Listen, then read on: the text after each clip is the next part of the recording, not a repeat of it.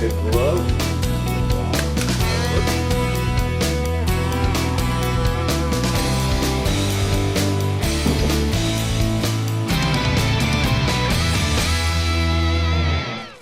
Thanks for coming back for part 4 of LA Fishguys as we try to give you an eyeball as to how we're installing this 180-gallon coral reef tank made of glass.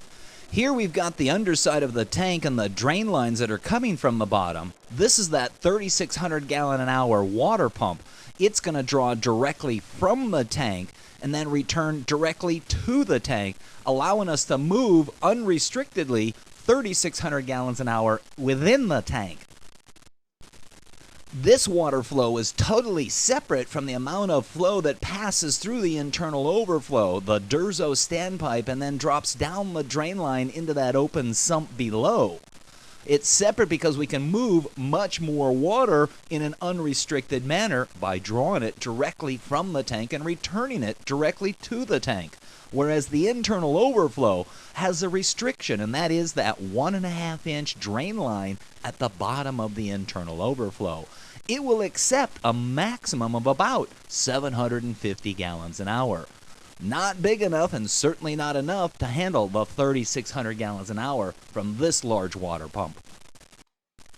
We've started off here by threading in the inlet and outlet adapters directly into the water pump. This is the point that will allow us to connect or interface the union ball valves, which once again will allow us to shut down the system and remove just the water pump without having to drain the system in case we had to do some work on the water pump, such as potentially replacing a seal or a bearing down the road.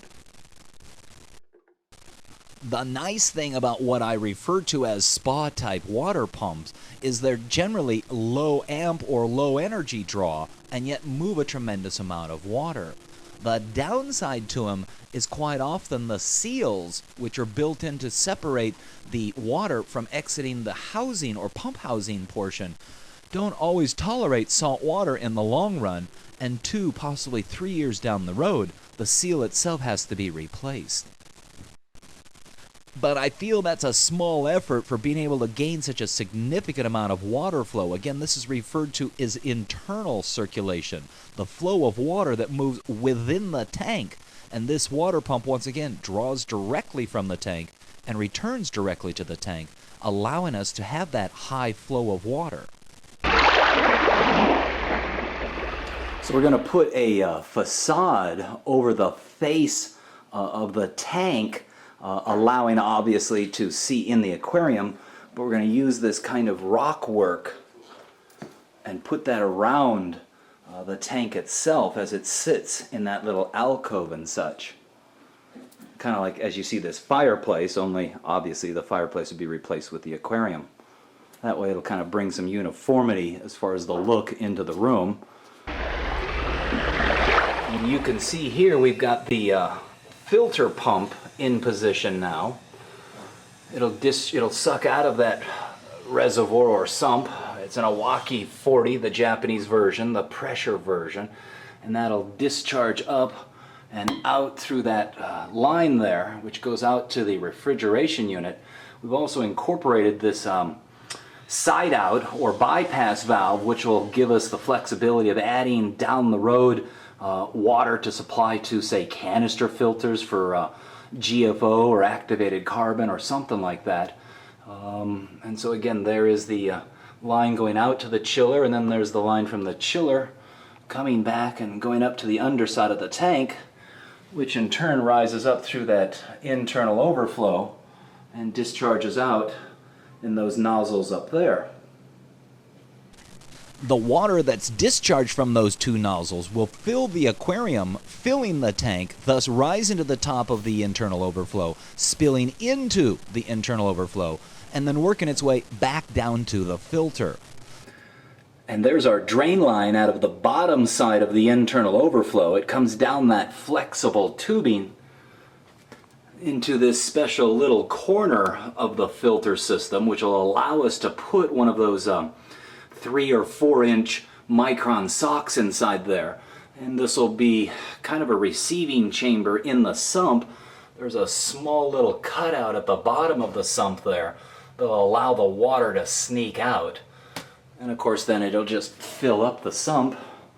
The way this is designed, there's a divider here that's a solid one, so everything behind that divider will maintain about a 6-inch, maybe 7-inch water level. That's where the protein skimmer will sit. It'll spill over that into this chamber here, which that divider is removable, but we can place, say, a bag of activated carbon there. And then back over here is where our intake for the water pump itself is. And again, we've used an Milwaukee 40 to drive this system. And here you can see we've positioned the circulation pump. This is a 3,600 gallon an hour Dart reef flow pump. It'll draw from the bottom of that tank, which in turn there'll be a strainer or a stand-up and a strainer in that corner. It'll come down. You can see we've got union ball valves in place in case we ever have to remove the pump.